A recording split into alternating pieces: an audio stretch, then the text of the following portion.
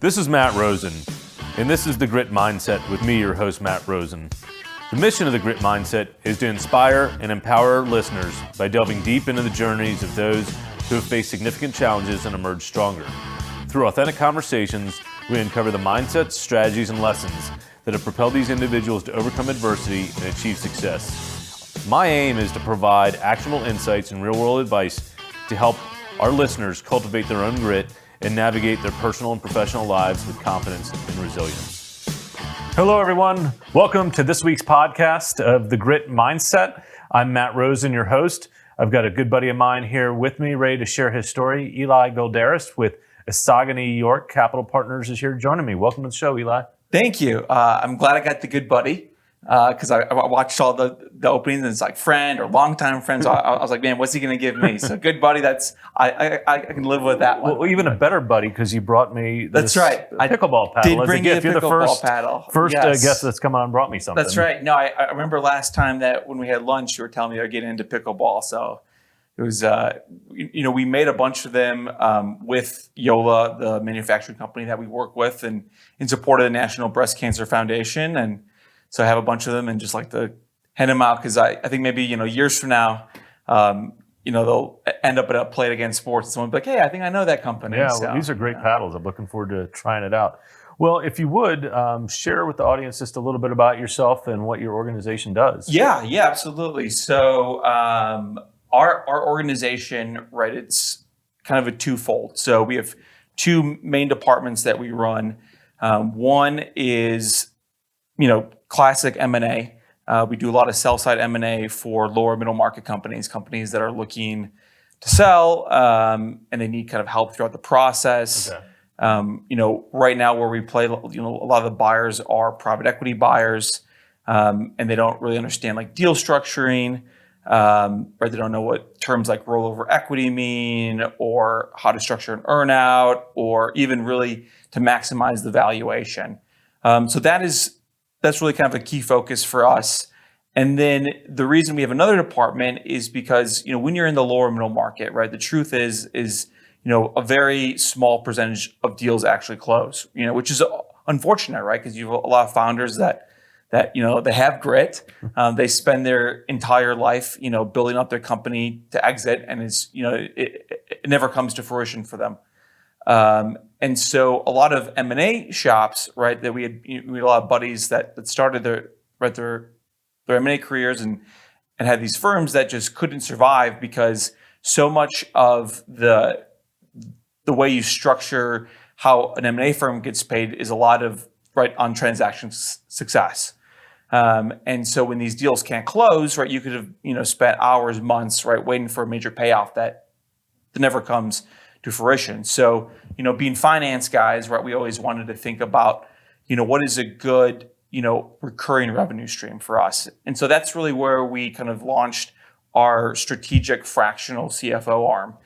And right, the reason there is right twofold. So, fractional executives are kind of a newer place idea that, and a few years ago, they've started to catch a lot of popularity. And we saw that there was, a strong need in the fractional CFO space because a lot of the competitors are kind of like bookkeepers, CPAs, controllers that call themselves kind of fractional CFOs, but we felt like there was a huge kind of strategic gap, right? Everyone at our firm comes from institutional finance backgrounds. We've been on the other side of a lot of these transactions. And so we thought like, hey, if we can work with companies right in their CFO role, years before they're even ready for an exit or for the next step, one, right, we'll get this kind of recurring revenue from our side, but also right from the company side, there's a lot higher probability that we've seen of these deals transacting because a lot of deals die because the companies lack the financial integrity, right? They don't have the systems in place, they don't have the process. They've ran the company, right? Some operators like run the company like their own personal bank, Yeah. And so, right, they may have a good company, but it's not an investable one. And so that's really what we work to kind of structure in the early years so that there's success. You've given them strategic help on the finance side, which obviously every PE shop's going to look at, and then you help them through the process of sale. Yeah, exactly. And I think right, most buyers are financial buyers. Right, there are a lot of strategic buyers as well.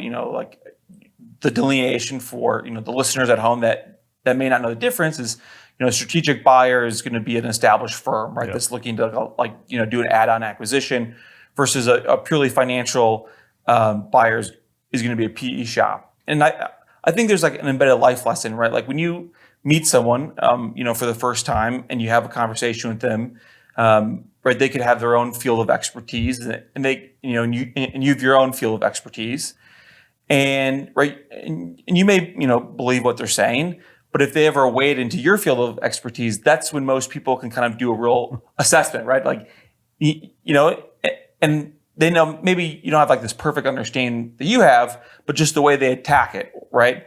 And I think that happens a lot in finance, right?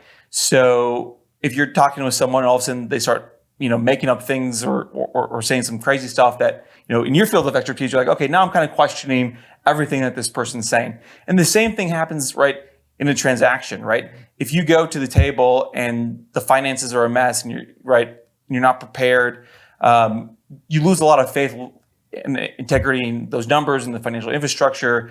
And then everything else you're saying, right, like, hey, about my customer base or the industry that we're in, the buyer discredits it. So our goal is to make you really, ready to present, so that you have that inherent credibility that the buyer feels comfortable. Like, okay, they have their ducks in the row here. May not be perfect, right? Which, there's expectation that, nothing's gonna be perfect from a financial standpoint. But at least they feel like, okay, this is worth our time. Yeah, you give them that financial acumen. Obviously, I come from the world of IT. We have all sorts of jargons and sure. crazy words. Exactly. Yeah. So I get it. Exactly. I know what you're talking about. So, what was it? Was it something in your young life or adult life? What caused you to want to be an entrepreneur and go off on your own? Yeah. So no, that's a great question. So, I think very much right. Like the reason you started the podcast is because you didn't know that many founders, right? And I was very much in the same boat. And I have a good buddy that lives in Austin, and he sells like kids' educational toys on Amazon. It does well. I think it's like, $12, $13 million, top line business. Yeah. It's a great business. And he's one of the most fascinating people about supply chain. In fact, Fox Business News had him on, during the whole, tariffs wars, because he has some really good insights on, what trade disruption looks like when you decide that, you're going to tax our trading partners. But I asked him, and he's very, very pointed and very straightforward, right? Tells it like it is. And I was like, thinking about doing this and this and that. And he said, if you have to question being an entrepreneur, it's not for you. And at first, I was like, okay, that's like, that's pretty brash. Here I was just trying to see like, hey, does it make, at the time I have a 1-year-old daughter, a wife, a mortgage.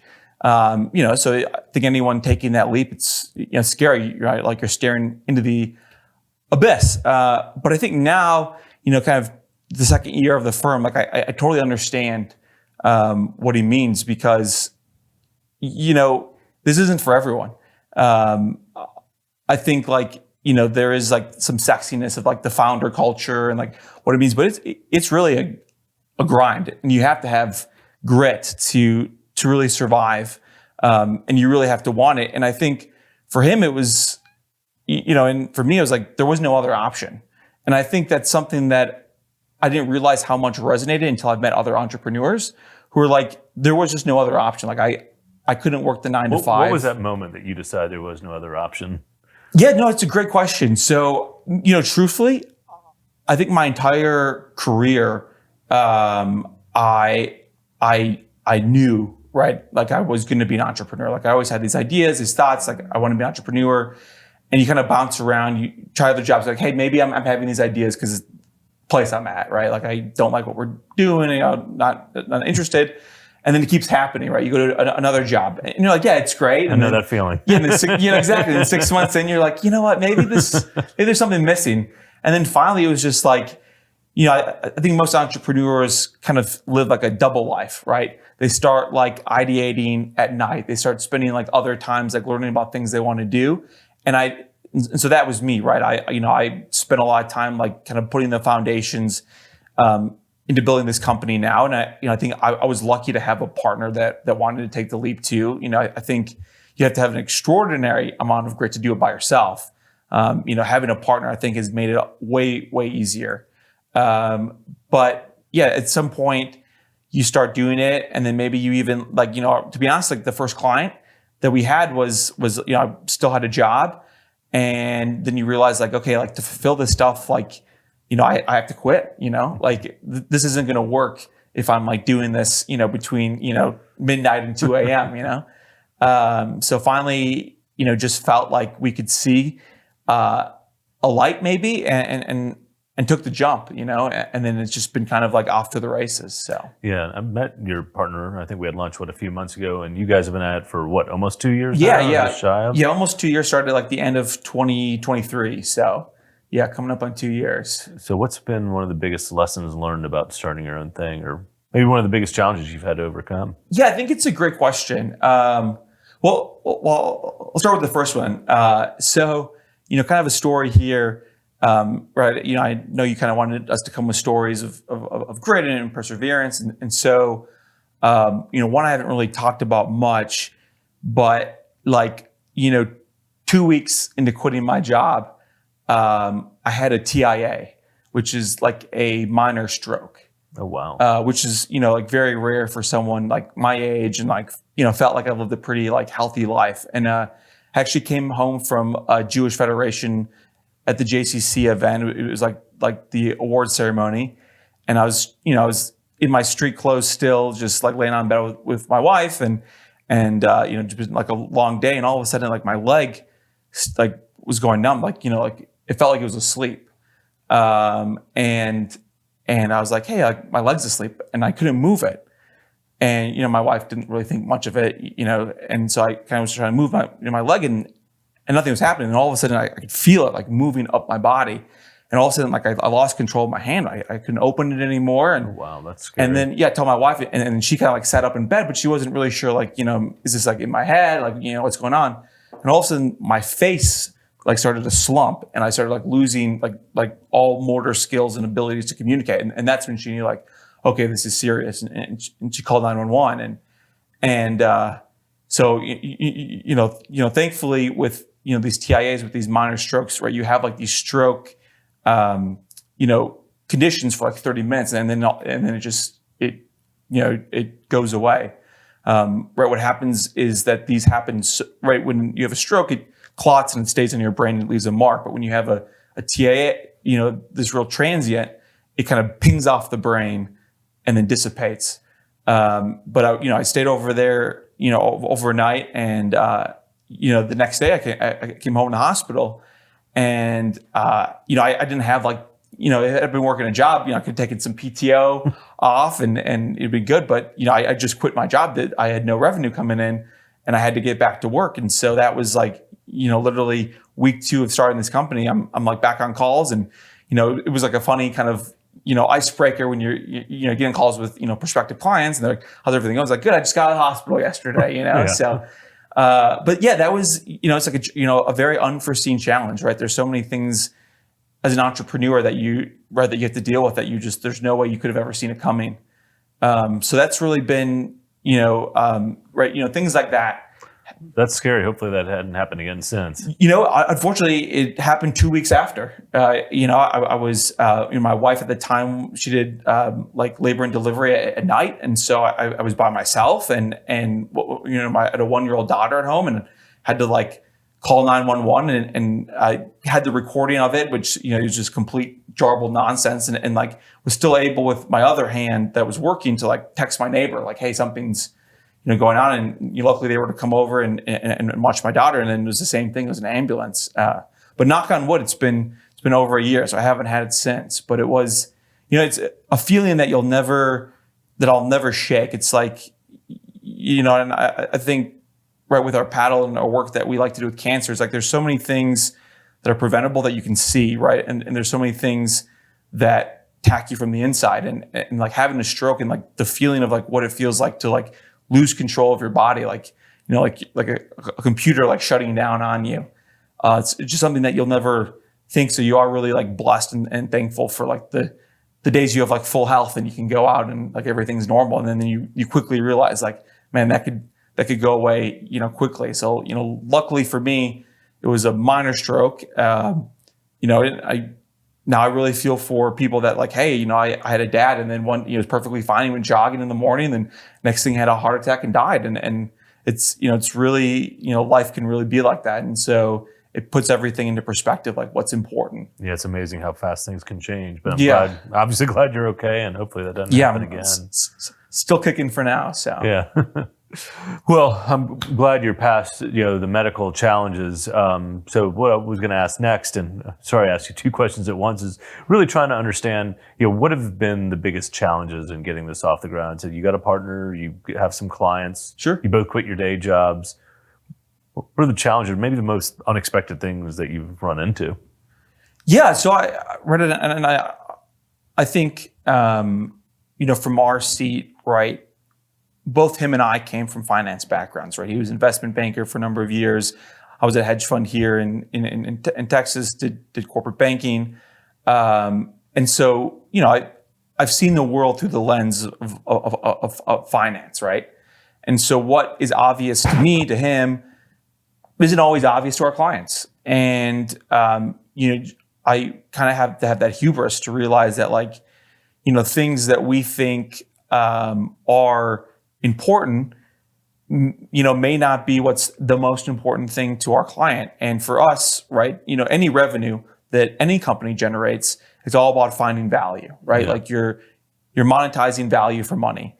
And so we won't be a good company unless we know like how we really provide, value for our clients. And I think, when we went into this, we thought like, hey, they're going to hire us because we make phenomenal financial models, and we can do some really good, financial presentations and some really good insights. But you realize that in this game, and I'm sure with your career too, from the IT consulting perspective, is you become like a friend and a therapist to a lot of these operators. And so I think a lot of the value is, when you sit in the CFO chair, like we know a lot about the financial health of the company that even like a president that's been there for, 5-10 years may not even know, right? There's stuff that the operator kind of holds so tight to them that we have to see, we have to know, because we won't be good at giving them strategic advice if we don't know what, like where all the bodies are buried, right, and like what all is going on.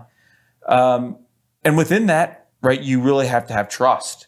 And so it's like, it's as much as we would like, in the onboarding process to get all the information possible, there's still some stuff that takes months for even the CEO to feel that they can like release to, to the CFO and really be like, hey, transparent on. And so once you really kind of build that trust, then you have to be there for like the hard calls. We've had, a lot of our clients scale up pretty quickly because they get government funding. Right, we have clients that are in aerospace and defense, in life science, in like early stage tech, and they get these these large grants or they get some good government contracting roles. And this last year, right, it stopped right when there's a new presidential administration. You're right, and you're not to be political one way or the other, but it's when that new administration makes changes, it has a rippling effect through the economy.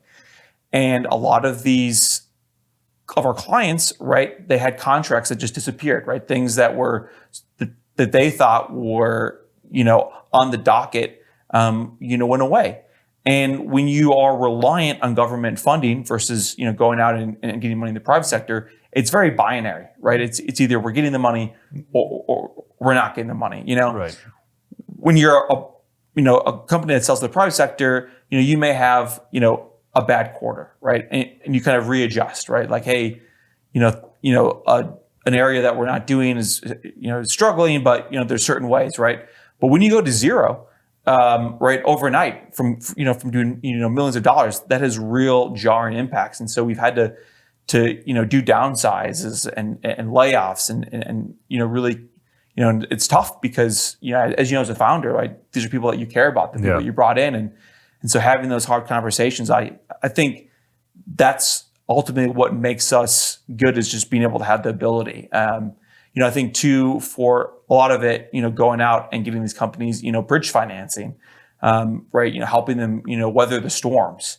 Being in the military, you totally like understand, like, they always have that saying when we're in the Army, like, you're not really fighting for your country, you're not fighting for the mission, you're just fighting to the guy on the left and the right, side of you in the trenches. And business is very much like that, right? Like, it would be great to say that, I want to create a company that has like an impact on the world, but at the end of the day, like, you're just kind of, you're fighting through the trenches with the people around you. So when we can kind of help and facilitate that, I think that's really been the challenge. So it's, that is very far removed from like, hey, I built a really nice financial model for you. So. Yeah, really is. Well, thank you for your service. Yeah. Anything you can share from your times in the military to help prepare you for where you are today? Yeah, I think, right, it just, I had a lot of interesting experiences in my time in the military, saw things at like a very young age that I think many of my peers that didn't go the military route, like, they didn't get exposure to. I went the officer route, I did RTC in college, graduated as an Army officer, which is, there's this crazy amount of responsibility that they give, people, right off the bat. You're in charge of a platoon that has, 18-year-old soldiers that, like they, maybe they dropped out of high school or they did, college wasn't for them. Yeah. And so now you're in charge of these people, and some of them, were in the military longer than I was alive, and I was, and they were in my platoon, and so you immediately have to like grow up, pretty quickly, and it's like, I think that's been the biggest help of the military. Like, I have a lot of buddies that, like, even now in their 30s, like, still single, still going out to, and for me it was like the college life and atmosphere had to stay in college, and you had to quickly become an adult. So that, that's always a big one. I think if anyone ever sees me around Dallas, I always keep this bracelet on.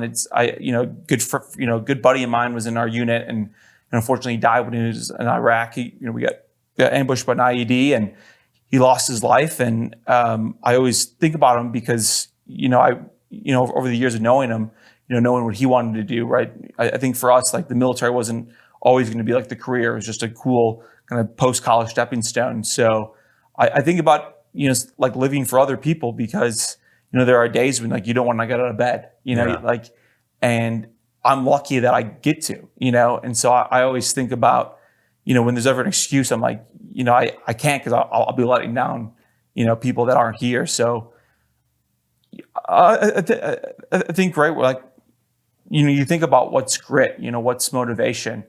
I think you don't make yourselves on the easy days, right? You make yourselves on the days when you don't want to get out of bed. Yeah. When you don't want to, push yourself that one extra time, when you don't want to, like, spend a couple hours, getting it done.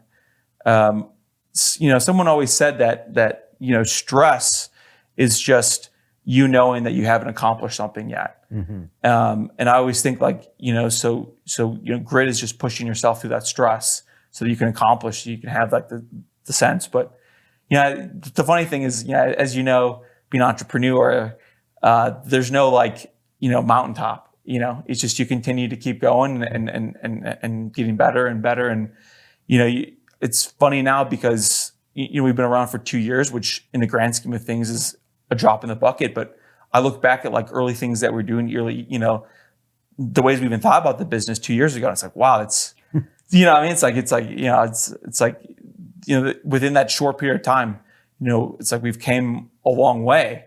But yet I look at where we want to be, and it's like, man, we're years, decades, from what we would like to accomplish. So. Yeah, well, it's a nice tribute that you wear that, and remembrance. And thanks for answering the question I was going to ask. What does grit mean to you? You hit it already. Sure. For Yeah. me, No. so I wanted to come prepared.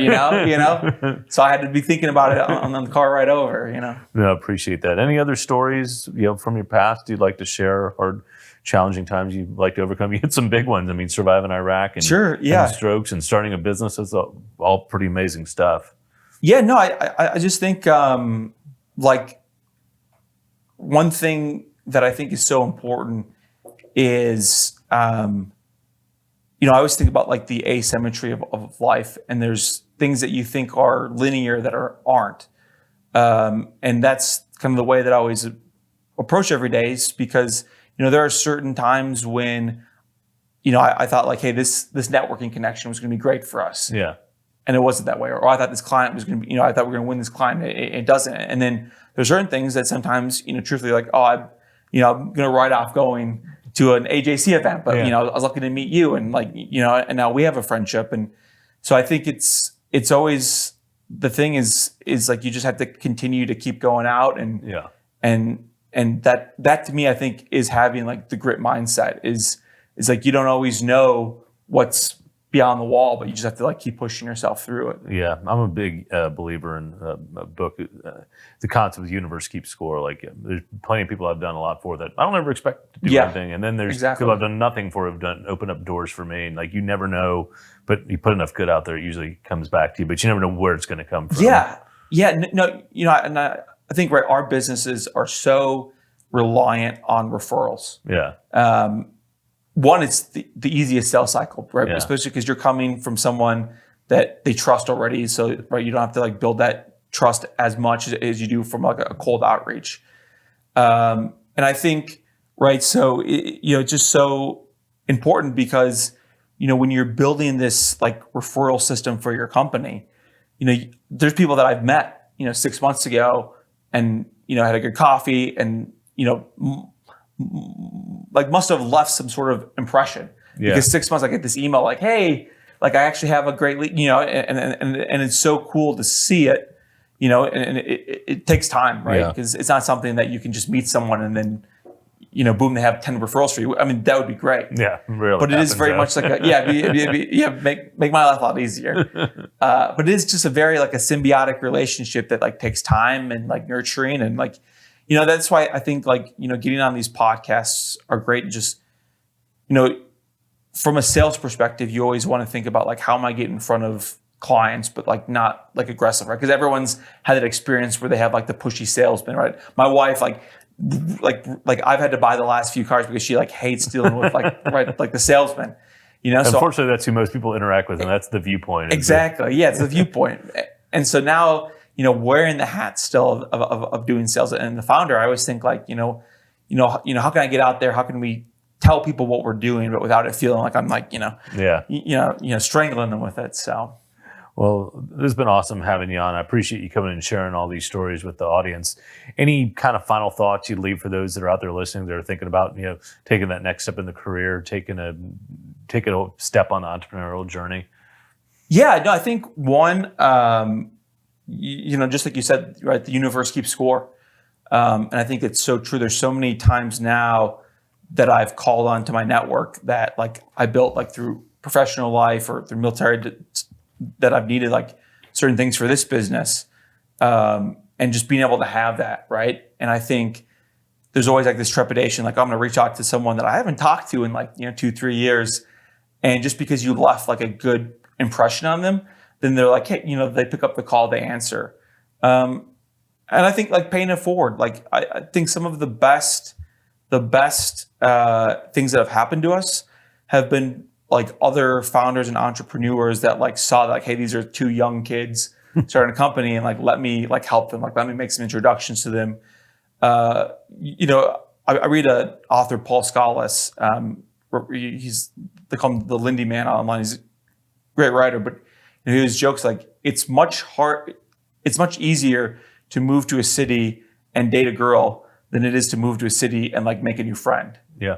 And it's because, right, like so many of these networks they get in, they really, they solidify, over years, and then it's tough on the outside. And so when someone like, gives you the time, right, to meet you for lunch, or to bring you into your network, or to kind of take you under the wing, like that is like invaluable stuff. And it's something that I think that like when I grow and I have like the resources and the ability, that's, just to be able to pay it forward and to kind of like, finally, even the score of the universe, because I'm definitely down like 40-0 versus, the amount of people that have been so nice and kind of helpful. So Well, you got plenty of time. that's right. Yeah. Well, Eli, it's been great having you on the show. Thank you again. For Yeah, my absolutely. pickleball paddle. Please. This is awesome. Yeah. Looking forward to Selfishly, using it. if you can take a picture while you're playing, we'll throw up on the socials. All right, done. So it's good. So I'm going to be able to be like a 5, right? that's Right out of the right. gate. That's right. Exactly. So, Awesome. Well, thanks so much for coming on the Yeah, show no, and thanks sharing for your having story. For listeners out there, hopefully you have some good takeaway from Eli's story. And until next week's episode, stay gritty.